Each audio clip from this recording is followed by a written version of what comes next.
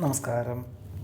പൂരോരുട്ടാതി നക്ഷത്രത്തിൽ ജനിച്ചവർക്ക് ഈ ഫെബ്രുവരി മാസത്തിൽ പഠിച്ച വിഷയത്തിനോടനുബന്ധമായിട്ടുള്ള ഉദ്യോഗം ലഭിക്കുന്നത് വഴി സമാധാനത്തിനും സ്വസ്ഥതയ്ക്കും യോഗമുണ്ട്. ഒരുപക്ഷെ കഴിഞ്ഞ 3-4 വർഷമായിട്ട് പല ജോലികൾക്കും അപേക്ഷിക്കുന്നു, ഒക്കെ താൽക്കാലികമായിട്ട് ലഭിക്കുന്നതിൻ്റെ വെളിച്ചത്തിൽ ആത്മവിശ്വാസം വളരെ കുറവായിരുന്നു. എന്നാൽ ഫെബ്രുവരി മാസത്തിൽ ഈ നിലയിളെല്ലാം മാറി അനുകൂലമായിട്ടുള്ള സാഹചര്യങ്ങൾ വന്നു ചേരുവാൻ ഇടയുണ്ട്.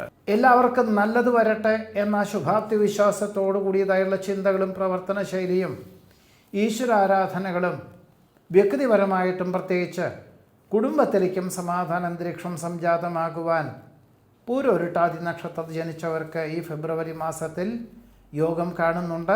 ഉത്രട്ടാതി നക്ഷത്രത്തിൽ ജനിച്ചവർക്ക് ഈ ഫെബ്രുവരി മാസത്തിൽ പല പ്രകാരത്തിലും മാർഗതടസ്സങ്ങളുണ്ടാകുന്നതിൻ്റെ വെളിച്ചത്തിൽ എല്ലാ കാര്യങ്ങളും മനസ്സിലാക്കിക്കൊണ്ടും ഗഹനമായിട്ട് ചിന്തിച്ചും അനുഭവജ്ഞാനമുള്ളവരുടെ നിർദ്ദേശം സ്വീകരിച്ചും കൊണ്ടും ഏറ്റെടുക്കുവാനും അവലംബിക്കുവാനും അവസരം വന്നു ചേരും.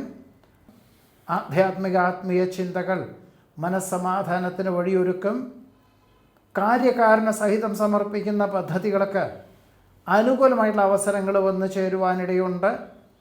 ആവിഷ്കരണ ശൈലിയിൽ പുതിയ ആശയങ്ങൾ അവലംബിക്കുന്നതിൻ്റെ വെളിച്ചത്തിൽ പിന്തള്ളപ്പെടുന്ന അവസ്ഥാവിശേഷങ്ങളെ അതിജീവിക്കാൻ പോലും ഉത്രട്ടാതി നക്ഷത്രത്തിൽ ജനിച്ചവർക്ക് ഈ ഫെബ്രുവരി മാസത്തിൽ യോഗം കാണുന്നുണ്ട്.